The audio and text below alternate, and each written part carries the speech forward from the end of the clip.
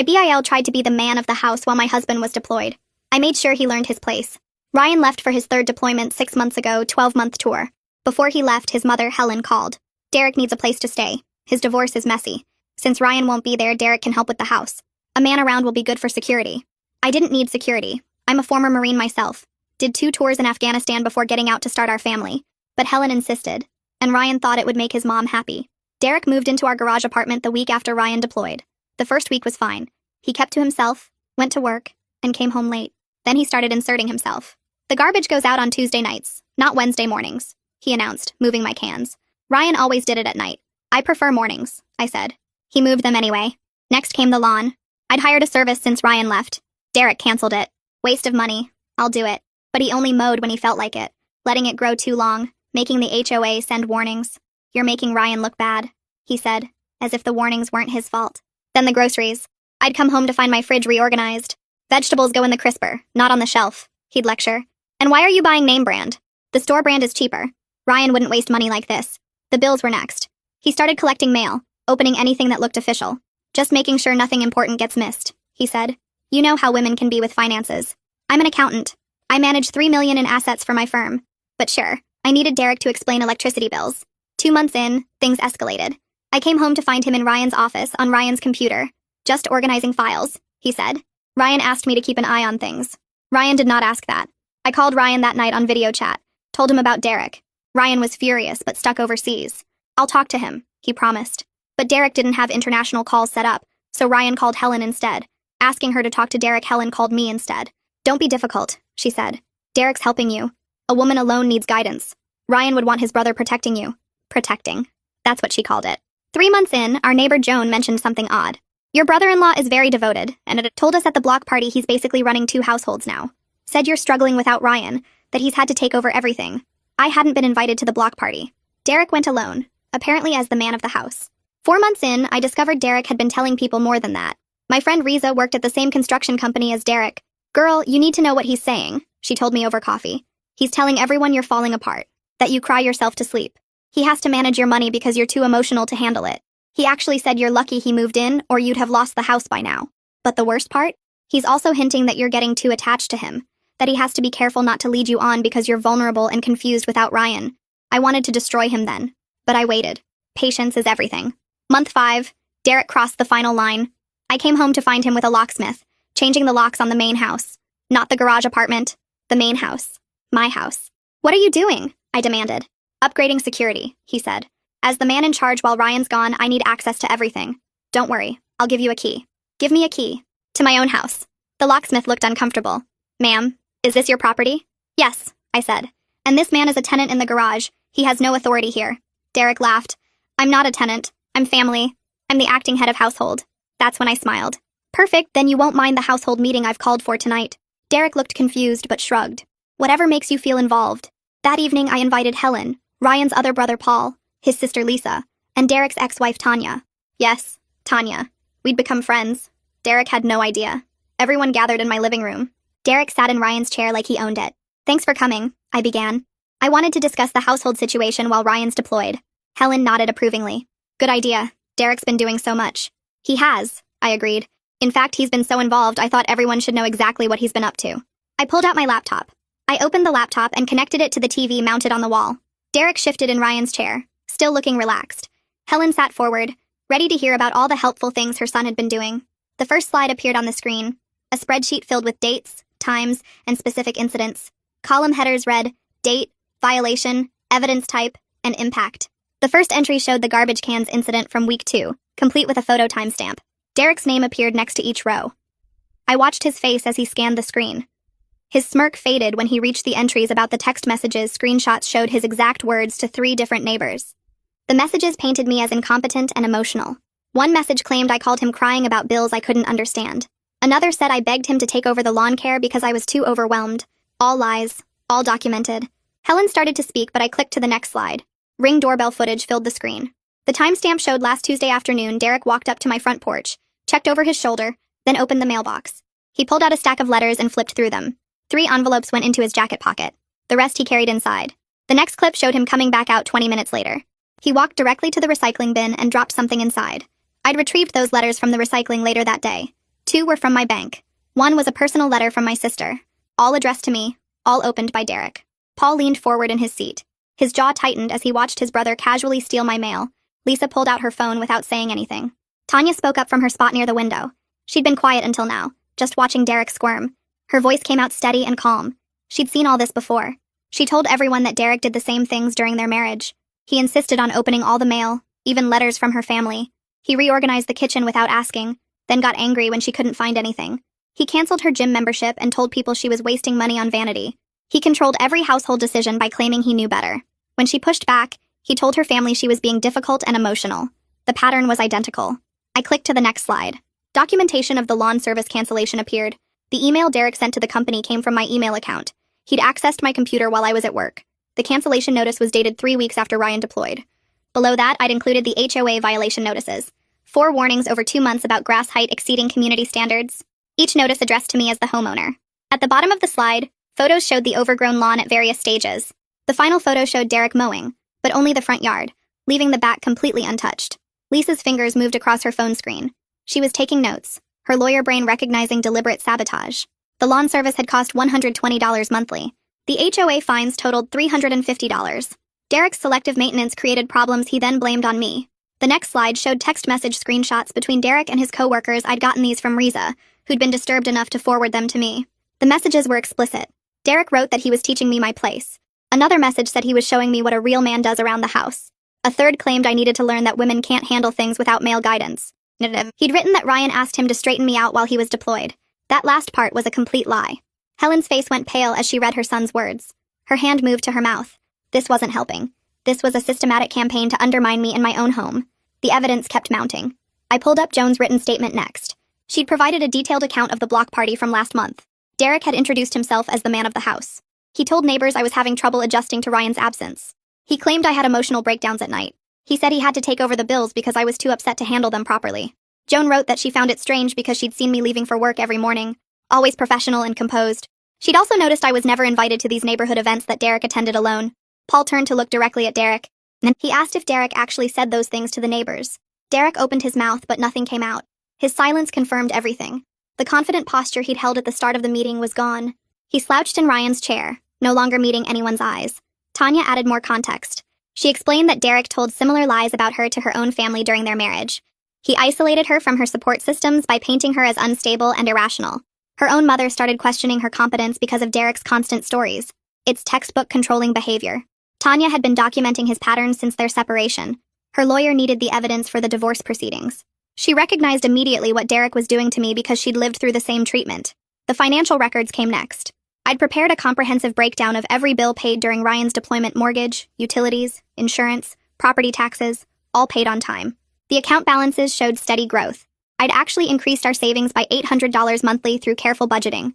My professional financial management was flawless. Yet Derek had told multiple people at his construction company that I was mismanaging money. He claimed he had to step in to prevent financial disaster. He said I was making emotional purchases and forgetting to pay important bills. Riza had heard him tell their supervisor that he was essentially supporting me financially. All lies, all disproven by the records on screen. Helen tried to argue. She said Derek was just trying to help. Maybe his approach was wrong, but he meant well. Lisa cut her off before she could finish. Her voice was sharp and clear, meaning well doesn't excuse lying to the entire neighborhood. It doesn't justify attempting to take control of someone else's property. Intent doesn't matter when the actions cause real harm. Lisa gestured at the screen, at all the documented violations. This wasn't help. This was systematic manipulation and control. The final piece of evidence was the security footage from earlier today. The video showed Derek standing with the locksmith at my front door. The audio was clear. Derek instructed the locksmith to change all the locks on the main house. He stated he needed access to everything as the acting head of household. The locksmith asked if I knew about this work. Derek said I'd authorized it, but I was at work. The locksmith looked uncomfortable but continued working until I arrived home. The video showed my confrontation with Derek, his claim that he was family and had authority. The locksmith's body language showed his discomfort as Derek insisted he had the right to control access to my house. The room stayed silent as the video ended. I clicked to the next slide. Paul leaned forward in his chair. His face changed as he looked at Derek. He asked what the hell Derek was thinking trying to lock me out of my own house. Derek's mouth opened, but nothing came out right away. He shifted in Ryan's chair. He said something about security upgrades being standard. He said it was just making sure everything was protected. Paul cut him off. He pointed at the screen showing the locksmith footage. He said security upgrades don't involve removing the homeowner's access. He said that's called locking someone out. Derek tried to explain that he needed keys to everything. He said it was about being able to respond to emergencies. Paul asked what emergencies Derek thought he'd need to handle inside my house without me knowing. Derek had no answer. The room stayed quiet for a moment. Then Tanya spoke up. Her voice was steady and calm. She said Derek tried the exact same thing during their divorce. She said he attempted to change the locks on their shared home to force her out. She had to get a restraining order. That's part of why their divorce is so messy. That's why Derek actually needed a place to stay.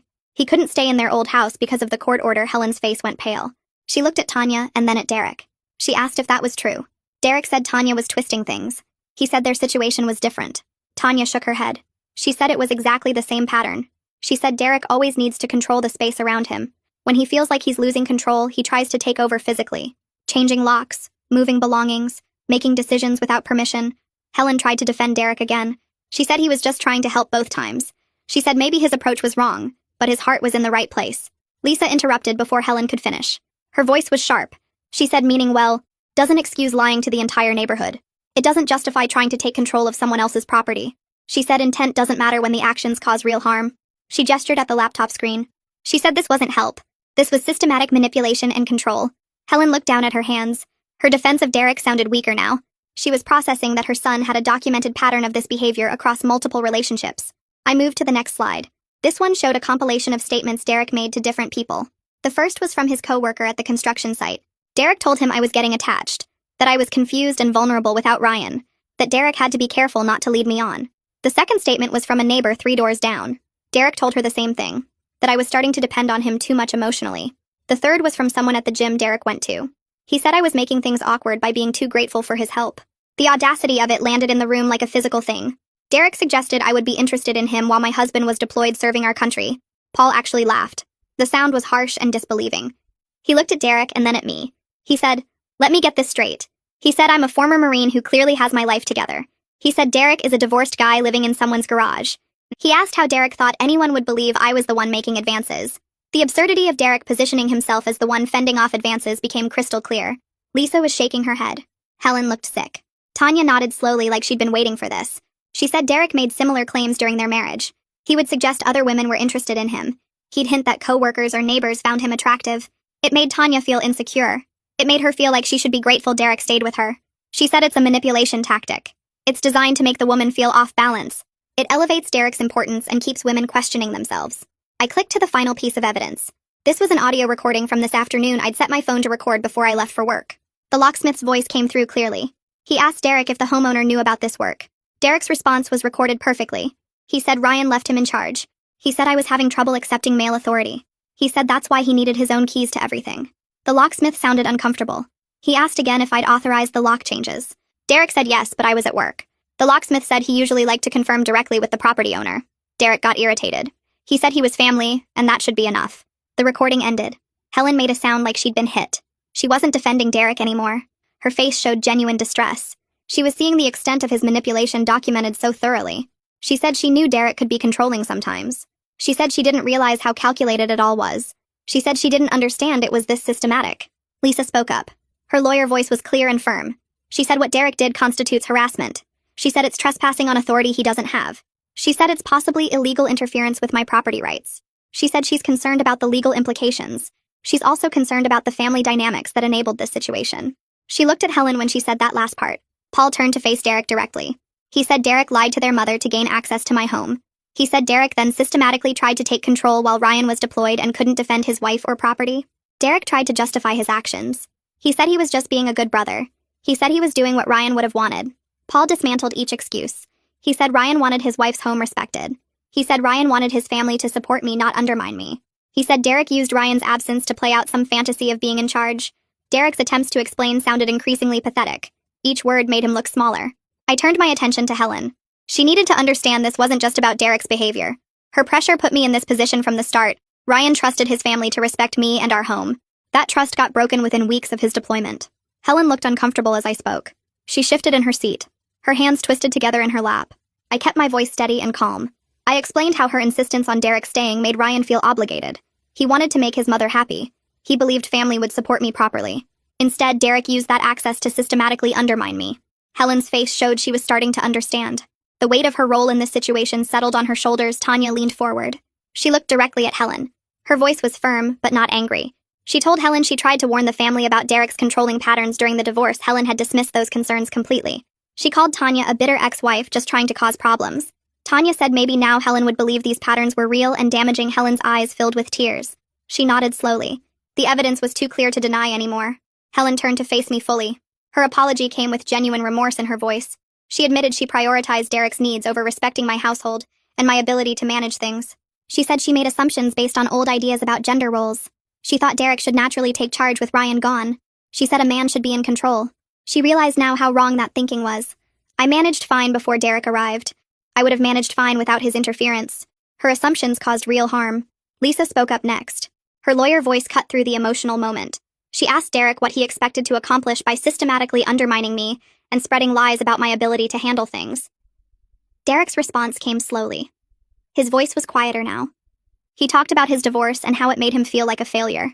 He needed to feel like he was in control of something after his life fell apart. He thought helping me would prove he was still capable, still needed. Lisa listened, but her expression didn't soften. Paul jumped in before Derek could say more. He told Derek that feeling bad about his divorce didn't excuse trying to take over someone else's life, especially when that person was family who gave him a place to stay during his crisis. Paul's voice got harder. He said the betrayal of using Ryan's deployment as an opportunity to assert control was disgusting. Ryan was overseas serving the country. Derek repaid that sacrifice by disrespecting Ryan's wife and home. The room went quiet for a moment. I let the silence sit there. Then I made my announcement. Derek needed to be out of the garage apartment by the end of the week. I would be changing all locks and security codes once he left. No one would have access to my property without my explicit permission. Helen didn't argue. She just nodded. She recognized that Derek had burned this bridge completely. There was no coming back from what he'd done. Tanya offered to help Derek find another place to stay. Her tone made it clear this wasn't kindness. She wanted to make sure he actually left and didn't create more problems. She explained she'd learned that clear boundaries and follow-through were necessary with Derek's personality type. You had to see things through completely, or he'd find ways to worm back in. Lisa volunteered to draft a formal agreement about Derek's move-out terms. She wanted no confusion or room for Derek to claim he had rights to stay longer. Paul agreed to physically help Derek move his stuff. He'd make sure it happened on schedule, no delays or excuses. The family was taking concrete action to fix the situation they'd helped create.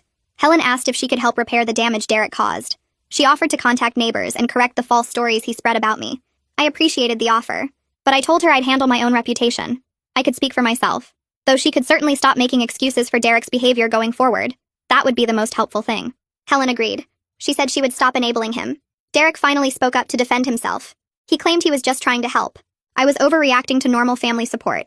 He made it sound like I was being unreasonable about standard brotherly concern. The room's response was immediate and unified. Paul shook his head in disbelief. Lisa actually laughed at the audacity. Tanya's expression showed she'd heard this exact defense before. Helen looked at her son with disappointment. Nobody was buying Derek's attempt to reframe systematic boundary violations as helpful family support. The evidence laid out too clearly what he'd actually done. Tanya made a sound that wasn't quite a laugh, more like air being forced out through her teeth. She looked at Derek with an expression I recognized from my own mirror lately. The kind of tired that comes from dealing with the same nonsense over and over. She told him he used those exact words with her. Just trying to help. That's what he said when he took over her bank accounts. When he started opening her mail. When he told her friends she was too emotional to handle basic decisions. She leaned forward in her chair and spoke directly to him. Until he stopped pretending he was helping and admitted he just wanted control, he'd keep doing this to every woman in his life. The pattern wouldn't stop on its own. I added my own piece to that. Told Derek that if he'd actually wanted to help me, he could have asked what I needed. Simple question. How can I support you while Ryan's gone? Instead, he decided he knew better than me how to run my own household. He never once considered that I might be capable of managing my life. His whole approach showed what he really thought about women handling things without male supervision. The assumption that I needed managing said everything about his actual beliefs. Paul jumped in before Derek could respond. He pointed out that Derek never asked how I was doing, never offered emotional support or checked if I needed anything. He just started taking over like my ability to function was automatically questionable. That wasn't help. That was a power grab wearing a family concern costume. Paul's voice got harder. He said the whole thing was disgusting. Ryan was overseas serving the country, and Derek used that absence as an opportunity to disrespect Ryan's wife and home. Helen spoke up then. Her voice was quieter than before. She admitted she shared some of the blame here. She told Derek that a woman alone needs guidance. Those were her exact words to him. She gave him permission to see me as someone who needed his management instead of as a capable adult. She recognized now how her traditional attitudes about gender roles enabled Derek's worst instincts. She'd been raised believing men should naturally lead and women should naturally follow. But seeing Derek's behavior documented so clearly forced her to confront how damaging those beliefs could be. Lisa looked at her mother with her lawyer face on, the one that asked uncomfortable questions in depositions. She suggested that Helen might benefit from thinking about why she was more comfortable with her sons asserting control than with acknowledging her daughter-in-law's capability. Why did male authority feel more natural to her than female competence? Helen shifted in her seat. Her face showed discomfort, but she didn't argue back. She seemed to actually be considering what Lisa said instead of defending herself. The meeting started winding down after that. The energy in the room had shifted from confrontation to resolution. I laid out the terms clearly. Derek would be out of the garage apartment by the end of the week. I'd be changing all locks and security codes once he left. No one would have access to my property without my explicit permission going forward. Helen nodded her agreement. She committed to respecting my household autonomy and not pressuring Ryan or me about family living arrangements. Tanya pulled out her phone and we exchanged numbers. She suggested we stay in touch since we'd both dealt with Derek's patterns. Her tone made it clear this was about mutual support and making sure Derek actually followed through with leaving. People started gathering their things. Paul and Lisa both hugged me before heading out. Every room, every item. I'd document the condition of everything with photos and written records. Any damage or missing items would be documented and billed directly to him. I wanted no confusion about the state of things when he moved out. Derek tried one more approach. He brought up family loyalty, said that telling Ryan about all this would just stress him out during deployment. Ryan had enough to worry about overseas without family drama. Maybe we could just handle this quietly and move forward. I looked at him for a long moment. Then I told him Ryan deserved to know the truth about what happened in his home while he was serving. I wouldn't lie to my husband or hide information to protect Derek's reputation. Ryan and I didn't keep secrets from each other. Especially not secrets about someone systematically trying to take control of our household. Derek finally left. I watched through the window as he walked back to the garage apartment. Then I locked the door behind him. The next morning I started making phone calls. Joan was first on my list. I explained that Derek had been a temporary tenant in the garage apartment, not a family member helping run the household. I corrected the record about his claims that I was struggling or falling apart. Joan apologized immediately. She said she'd thought Derek's stories seemed off given how together I obviously was. She'd seen me handling everything just fine. She promised to spread the correct information through the neighborhood. I called 3 more neighbors after that. Each conversation followed a similar pattern. They'd believed Derek's version because he seemed so confident and concerned. But hearing my side made them realize they should have questioned his narrative. Most of them admitted they'd never actually seen me struggling with anything. They'd just taken Derek's word for it. Valeria showed up around 10 with her toolbox and a bag from the hardware store. She'd picked up new locks for the garage apartment and additional security cameras. We started with the garage apartment locks. Didn't matter that Derek had until the end of the week to move out. I wanted that space secured immediately. Valeria worked on the door locks while I set up the new cameras. We installed them to cover all entry points to both the main house and the garage apartment, every door, every window on the ground floor, the driveway and backyard. I wanted complete coverage of my property. No blind spots where Derek could try something without being recorded. Valeria tested each camera to make sure the feeds were coming through clearly on my phone. We labeled them by location so I'd know exactly which camera was showing what area. The whole security upgrade took about 3 hours. By the time we finished, I had complete visual coverage of my property and new locks that only I had keys for. Derek's ability to access anything without my knowledge was gone. I watched from the front window as Derek loaded boxes into his truck the next morning. He made 3 trips between the garage apartment and his vehicle, carrying clothes and personal items without looking toward the main house. Paul showed up around noon to help with the furniture. They worked together to move Derek's bed frame and desk into Paul's pickup. The whole process took maybe 4 hours. By late afternoon, Derek's truck pulled out of the driveway for the last time. Paul stopped by the main house afterward to let me know Derek was settled at his place temporarily. He said Derek spent most of the drive complaining about how unfair the whole situation was. According to Paul, Derek kept insisting he was just trying to help, and I overreacted to normal family support. Paul shut that down immediately. He told Derek the evidence spoke for itself, and the family wasn't going to enable his behavior anymore. Derek apparently sulked the rest of the drive in silence. Paul said Derek would be looking for his own apartment but needed a few weeks to save up for deposits. I thanked Paul for helping facilitate the move and for not buying into Derek's victim narrative. The next day, I went through official channels to request a video call with Ryan. The process took about a week to arrange since deployment communications have strict protocols. When the call finally connected, I saw Ryan's face on my laptop screen looking tired but alert. We had 30 minutes scheduled. I spent the first 5 walking him through the timeline of Derek's behavior, starting with the garbage cans and ending with the locksmith incident. Ryan's jaw tightened as I described each escalation. Then I shared my screen to show him the documentation I'd compiled. He watched the ring footage of Derek going through our mail. He read the screenshots of messages where Derek told coworkers he was teaching me my place. He saw the neighbor statements about Derek claiming I was falling apart. When I showed him the security footage from the locksmith incident, Ryan actually stood up from his chair. His face went red and he started pacing in the small space visible on camera. He apologized immediately for not pushing back harder against his mother's pressure to let Derek stay. He said he knew I could handle everything, but didn't realize his family would actively undermine me. I could see genuine anger mixed with guilt in his expression. I told Ryan the situation was handled, and Derek was gone. But we needed to talk about boundaries with his family going forward. Ryan agreed without hesitation. He said he was done letting his mother's traditional attitudes override our household decisions. We were equal partners in this marriage, and his family needed to respect that, or they wouldn't be welcome in our lives. The conviction in his voice made it clear this wasn't just deployment talk. He meant it. We spent the remaining call time discussing how we'd handle family dynamics when he got home. Ryan wanted to address things with his mother directly before his return, so the air would be clear I supported that approach. The call ended with both of us feeling more connected despite the distance and the crisis that had just passed. Ryan contacted Helen within a few days of our call. I wasn't on that conversation, but Helen called me afterward to let me know they'd spoken. Her voice sounded smaller than usual, less certain.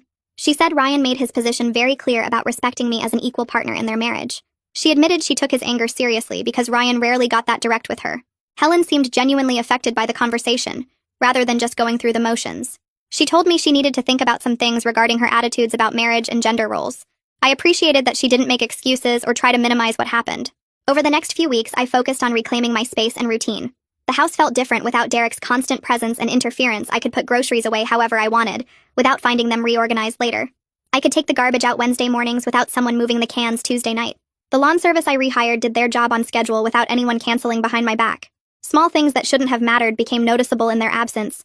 I realized how much mental energy I'd been spending on managing Derek's boundary violations, even before I knew about the lies he was spreading. The stress I'd been carrying lifted gradually as weeks passed without his interference. My sleep improved. My focus at work sharpened. The house felt like mine again instead of a space I had to defend. Joan called one afternoon to ask if I'd come to a neighborhood coffee she was organizing. She said several neighbors wanted a chance to hear my side of things in a casual setting. I agreed and showed up Saturday morning to find about 8 neighbors gathered in Joan's living room. The atmosphere was a bit awkward at first. Then Joan opened by acknowledging that several people had believed Derek's stories without questioning why I wasn't present at neighborhood events. That broke the ice. One by one, neighbors apologized for taking Derek's word without verification. They admitted that seeing me handle everything competently should have made them question his narrative about me falling apart. A few mentioned they'd thought it was odd that Derek spoke for me instead of inviting me to speak for myself. By the end of the coffee, the record felt reasonably straight. People understood Derek had been a temporary tenant who overstepped badly, not a family member helping me through a crisis. Tanya texted me the following week asking if I wanted to meet for lunch. We picked a quiet restaurant halfway between our locations. Over salads, Tanya shared more details about her marriage to Derek and the patterns she'd identified over time. She said Derek's controlling behavior always escalated when he felt powerless in other areas of his life. During their marriage, he'd lost a job and immediately started micromanaging her daily routine. When his father got sick, Derek began making unilateral decisions about their finances without consulting her. The divorce itself triggered the worst period, where Derek tried to control everything from her social media to her family relationships. Tanya explained that understanding these patterns helped her stop taking his behavior personally. Derek wasn't targeting her specifically, or me specifically. He was responding to his own feelings of inadequacy by trying to dominate whatever situation he could access. That insight helped me process the whole experience differently. It wasn't about me being a woman alone or not capable enough. It was about Derek needing to feel in control when his life was chaotic. Lisa called a few days later to check that Derek had completed his move without leaving any loose ends. I confirmed everything was settled and thanked her for her help during the family meeting. Lisa said she was impressed with how thoroughly I'd documented everything. She mentioned that in her law practice, she wished more clients would gather evidence as systematically as I had. Most people wait until they're in crisis mode to start documenting, which makes building a case much harder. Having months of records with dates, photos, and third-party statements made the situation irrefutable. Lisa also said the family meeting approach was smart because it prevented Derek from controlling the narrative to different family members separately. Everyone heard the same information at the same time with evidence to back it up. That eliminated his ability to play people against each other or claim things were taken out of context. Helen called the following week asking if we could meet for coffee, just the two of us. I felt cautious about the invitation, but agreed to meet at a cafe near my work. Helen arrived early and had already ordered when I got there. She looked nervous, fidgeting with her coffee cup. After some initial small talk, Helen launched into what felt like a prepared speech. She apologized for her role in creating the situation with Derek. She admitted she'd pressured Ryan to let Derek stay, because she assumed I'd need male guidance and protection with Ryan deployed. Helen said she never questioned those assumptions because that's how her own mother raised her. Women needed men to handle certain things. Men naturally took charge of households. These beliefs felt like facts rather than opinions. Seeing Derek's behavior documented so clearly forced her to confront how damaging those attitudes could be. She recognized now that her traditional views about gender roles had enabled Derek's worst instincts and put me in an impossible position. I set my coffee cup down and looked at Helen directly. She needed to hear this clearly. Moving forward, our relationship could work if she respected that Ryan and I made decisions together as equal partners. No more assumptions about what a woman needed or what a man should handle. Helen nodded quickly, her eyes still watery from her earlier confession. She promised she understood now and would change how she approached things with us. I believed her because she looked genuinely shaken by seeing what her beliefs had enabled.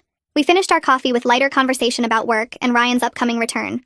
When we left, Helen hugged me at the parking lot, holding on a bit longer than usual.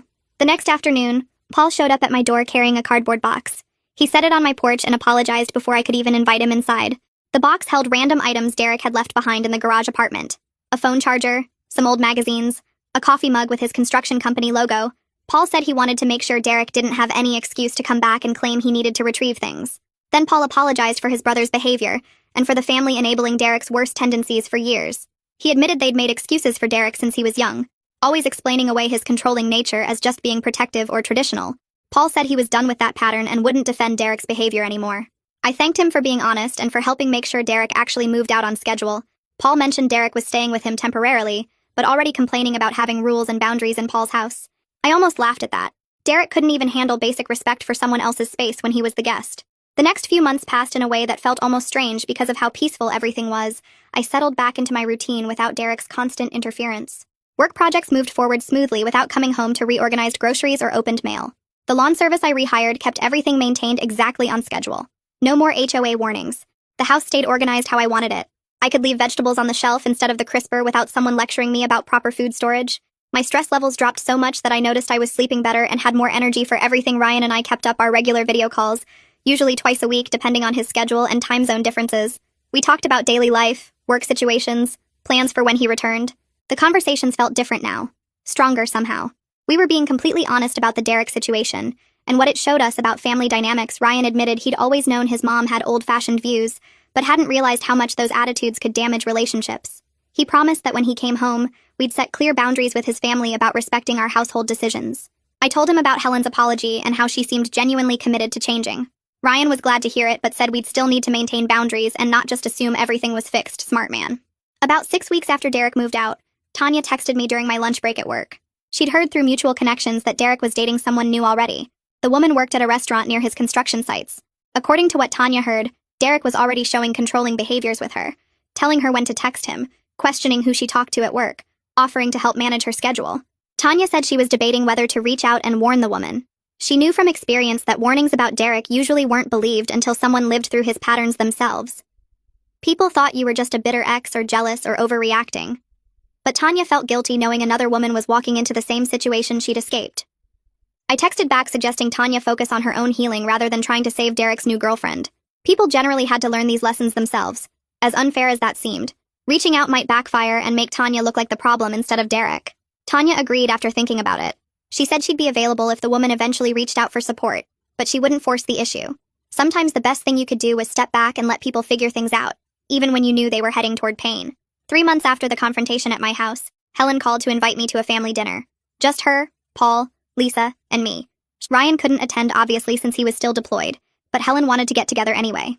I agreed cautiously, not sure what to expect. The dinner was at Helen's house on a Saturday evening. When I arrived, the dynamic felt noticeably different from past family gatherings. Helen asked about my work and actually listened to my answers instead of making assumptions about what I needed help with. She wanted to know about the accounts I managed and the projects I was handling. Paul talked about his job and asked my opinion on some financial decisions he was considering. Lisa shared updates about cases at her law firm. The conversation felt balanced, like everyone's input mattered equally. During dessert, Lisa brought up something interesting. She said she'd been using my documentation methods as an example in her practice when advising clients dealing with harassment or boundary violations. The systematic approach I took to gathering evidence, with dates and photos and third-party statements, made the confrontation with Derek impossible to argue against. Lisa said most people waited until they were in crisis mode to start documenting, which made building a case much harder. Having months of organized records gave me credibility and prevented Derek from twisting the narrative. She'd recommended several clients follow similar patterns when dealing with difficult situations. I felt oddly proud hearing that something good came out of the whole mess with Derek. Helen mentioned she'd been doing some reading about traditional gender roles and how they affected family dynamics. She seemed genuinely interested in understanding where her beliefs came from and how to move past them. The dinner ended with hugs all around and plans to get together again before Ryan returned. Ryan's deployment entered its final month in early November. We started planning for his return in December, talking through logistics and expectations. I was honest with him during one video call that the Derek situation had changed some things. We'd need to have serious conversations about family boundaries when he got home. Not just about Derek specifically, but about how we handled family pressure and expectations going forward. Ryan agreed completely. He said his time deployed gave him perspective on what mattered most. Being away from home made him realize that our household decisions needed to be ours alone.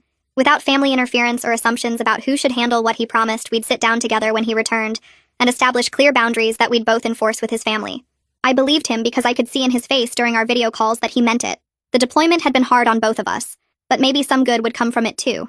Better communication, stronger boundaries, a clearer understanding of what we needed from each other and from family. December couldn't come fast enough, but I was using this final month to prepare. The house was ready, our finances were solid, and I had a clear picture of what needed to happen next. I understand. I need to write beats 61 to 64 as a seamless continuation from I had a clear picture of what needed to happen next, as a single continuous paragraph with short sentences, 25 to 30 words max, using only simple 6th grade vocabulary, maintaining 97% action focus with maximum 5% dialogue, and covering the 4 specified beats about Ryan's perspective on deployment, Derek's apology request through Paul, Ryan's homecoming, and Helen's welcome dinner acknowledgement. I'll keep it between 480 to 640 words with no line breaks, no thinking blocks in the output, and no EM dashes. December arrived with snow covering the front yard, and Christmas decorations going up around the neighborhood. Ryan's plane landed at the military base on a cold Thursday morning. I drove there alone, wearing his favorite sweater and jeans. The waiting area filled with other families holding signs and flowers. When he walked through those doors in his uniform, my heart jumped. We hugged for a long time without saying much. He smelled like airports and coffee. The drive home felt surreal after months of video calls and texts. Ryan kept looking at the house as we pulled into the driveway. Everything was exactly how he left it. The lawn was trimmed. The shutters were painted. The garage apartment stood empty with new locks installed. Inside, he walked through each room slowly. His office was organized. The kitchen was clean. Our bedroom looked the same. He turned to me with wet eyes and pulled me close again. We spent that first day just being together, talking about everything that happened. I showed him all the documentation I kept. He read through Derek's messages and the neighbor statements. His jaw got tight when he saw the locksmith footage. That night in bed, he promised things would be different. His family wouldn't pressure us anymore. Our decisions would be ours alone. No more letting his mom dictate what happened in our house. I believed him because I could see he meant it. The deployment changed something in him, made him realize what actually mattered. The next week, Paul called my cell while I was making dinner. He sounded uncomfortable. Derek wanted to apologize in person before the holidays, wanted to clear the air, make things right. I stirred the pasta and told Paul no. Derek could work on his problems with a therapist. I didn't need his apology. Didn't want him in my space. Paul understood. Said he'd tell Derek to give it time. Maybe never. Helen called Ryan the following day. She wanted to host a welcome home dinner. Have the whole family over. Ryan looked at me before answering. I nodded. We could handle it. The dinner happened on a Saturday night at Helen's house. Paul and Lisa were already there when we arrived. The dining room table was set with her good dishes. Helen hugged Ryan for a long time. Then she turned to me. She said she wanted everyone to hear something. She looked right at me and said I managed everything beautifully during the deployment. That she was wrong to doubt what I could handle. Wrong to think I needed Derek's help. Wrong to push those old ideas about men and women and who should be in charge. The room went quiet. Ryan reached over and took my hand. Squeezed it tight. Helen kept going. Said she was proud of how I handled everything. Proud of the home I maintained. Proud of the way I stood up for myself and for Ryan. Lisa smiled at me from across the table. Paul nodded. Ryan kept holding my hand through the whole dinner, making it clear to everyone. We were a team. Equal partners. Our house. Our rules. Our decisions. Together.